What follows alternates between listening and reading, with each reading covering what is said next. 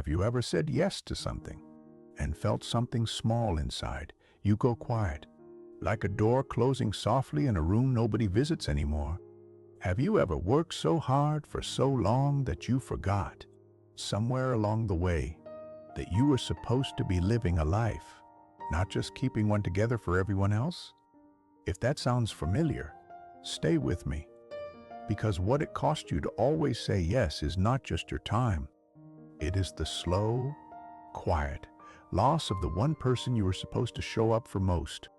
This is the story of a woman who discovered that truth, not from a book, not from a therapist, but from a number written in a logbook she was never supposed to see.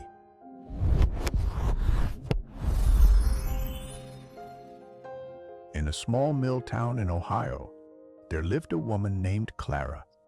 Clara was 34 years old, and she worked the night shift at a packaging plant on the edge of town.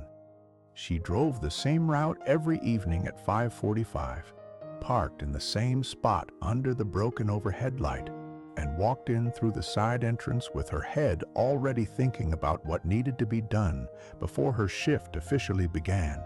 She kept a blue thermos on the top shelf of her locker. She had bought it for herself on a quiet Tuesday afternoon, chosen it carefully because of the color, paid for it with her own money, and brought it in the very next day. Most nights she filled it before her shift started, set it on the shelf, and never touched it again, because someone always needed something before she could get back to it. That was simply how Clara's life had always worked. Make yourself useful enough, keep things smooth for everyone around you, and you will be safe. She had believed that for so long it no longer felt like a belief. It felt like the truth. For 3 years, the belief had given her something that felt like proof. Her floor supervisor, Dale, never had to ask twice when he needed someone to cover a shift. Clara's name rose to the top of every problem the same way cream rises, automatic and unhesitating. When a new hire walked off the line early and left a half-finished pallet in the middle of the floor, Clara stayed and completed it without a word to anyone. When 2 workers called in sick on the same Friday, she rearranged her entire weekend and showed up anyway. Her colleagues genuinely liked her. Dale would stop by her station once in a while and say, with something that sounded almost like warmth, that he did not know what the place would do without her. Clara would nod and store those words somewhere private, and tell herself that being needed was the same as being valued. She did not yet know the difference.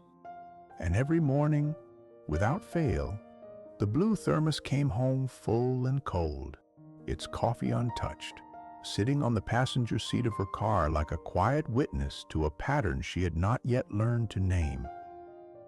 One Tuesday in October, Dale caught Clara by her locker before her shift and asked, in the easy tone of someone asking about the weather, whether she could cover the weekend for 2 workers who had both called in sick. He held the clipboard loosely in one hand and looked at her with the particular patience of a man who already knew the answer. Clara glanced at the schedule on the wall. She looked at her own hands for one brief second. Then she said yes, the way she always said yes, before the thought had completely arrived. She worked 4 shifts without a proper break, running on cold vending machine coffee because her thermos sat forgotten in her locker the entire time. By Friday, her hands were trembling slightly during the final box count, and she made an error on a full pallet that sent it back for re-inspection. Dale walked over, handed her the correction sheet without meeting her eyes, and moved on down the line without a single word.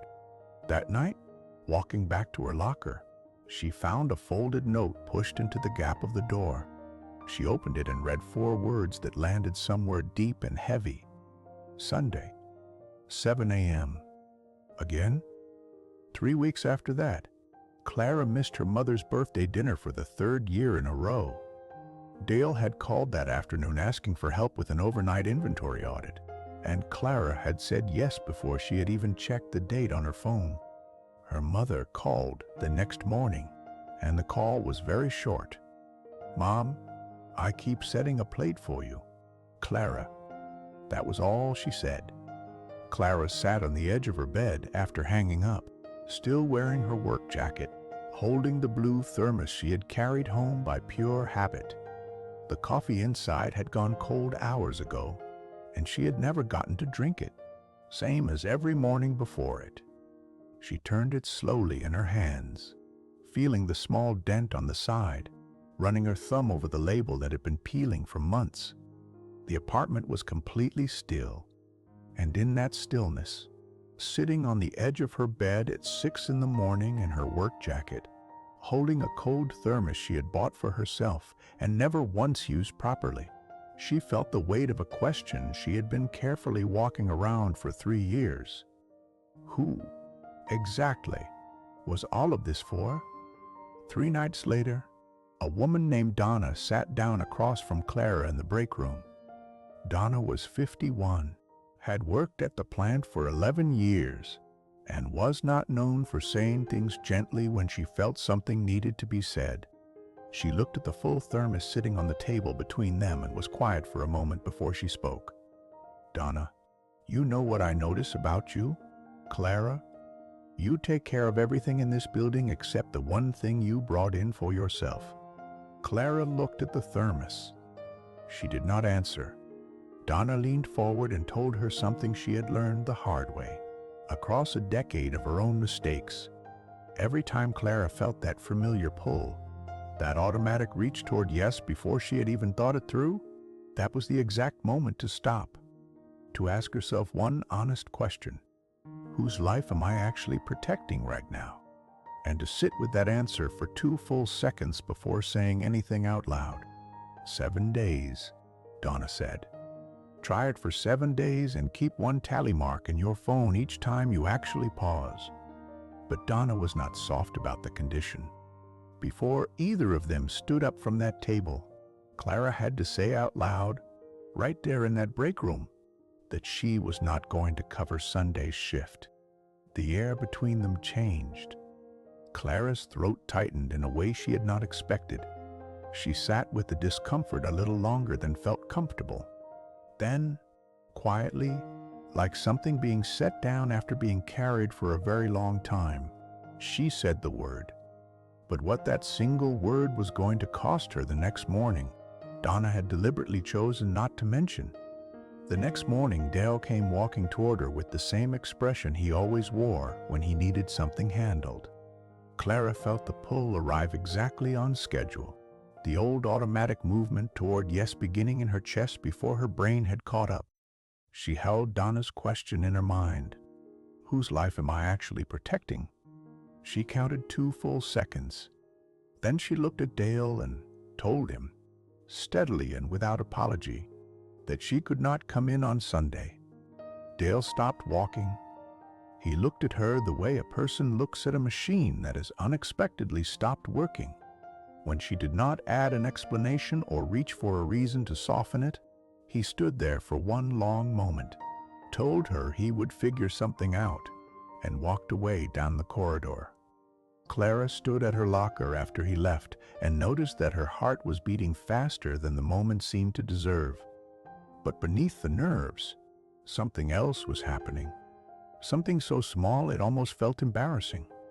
She picked up the blue thermos, poured herself a full cup right there in the corridor, and drank it while it was still warm, standing alone between the lockers, for the first time since she had bought it.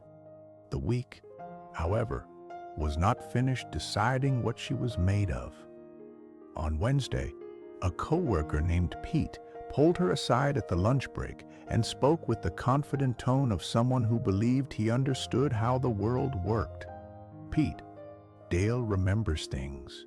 Clara, you say no once, you're already on a different list. Clara listened more carefully than she should have. By Thursday, she had convinced herself that one small yes would not undo anything, that it was just a practical decision, that being smart sometimes meant being flexible. She called Dale and told him she could come in Saturday after all. By Saturday night, she was back at her station, exhausted, watching something quietly collapse inside her that had taken real effort to build. She stood at her locker before driving home and held the thermos in both hands. She understood something then that Donna had not needed to say out loud, because some things only become clear once you have already made the mistake. It was never just one shift. It was always the first step back inside the life she was trying to leave behind.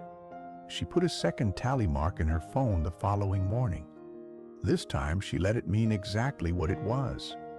She also thought about Pete, who had never once said no to anything in 11 years, and whose careful, cautious, frictionless life he had described to her as wisdom. She realized that Pete was not protecting her. Pete was describing his own surrender and calling it experience. She still had no idea what was sitting in the floor manager's logbook on the shelf down the hall. 2 weeks later, Clara asked the floor manager if she could look at the shift records from the past 6 months. He paused, then pulled the bound logbook from the shelf and placed it on the desk without a word. She found her own name written on 37 separate lines across 182 days. 37 extra shifts. Not one of them marked as voluntary. Not one of them acknowledged beyond a passing word of thanks in the corridor. She sat with that logbook in the break room for a long time. What she felt was not quite anger and not quite sadness. It was something older than both. Something that had been waiting quietly in her chest for years, patient as water finding its level, waiting only to be seen clearly for what it was. That evening she called her mother and asked when the next Sunday dinner was. Her mother named a date without asking a single question, the way mothers do when they understand more than they let on. Clara showed up with food, sat at the table for 3 full hours, and left her phone in her coat pocket the entire time. At work, things shifted the way real change always shifts. Not all at once, not with drama, but one decision at a time. Dale stopped reaching for her name first.